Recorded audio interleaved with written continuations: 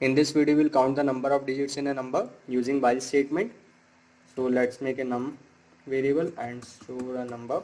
Okay. So now let's make the count variable and assign 0 to it. So I'll be making a while statement while num is not equals to 0. We'll divide the number with 10 and then we'll increment the count by 1. So let's print the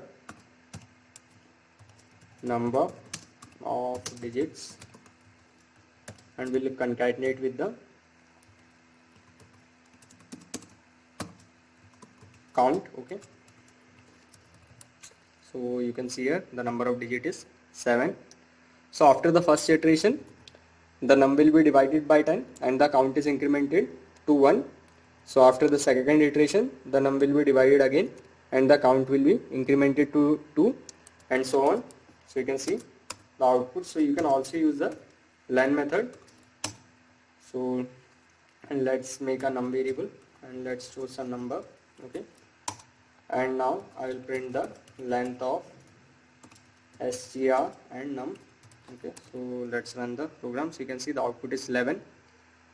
So we first convert the integer value into string by using the str function, and then we find the length of the string using the len method.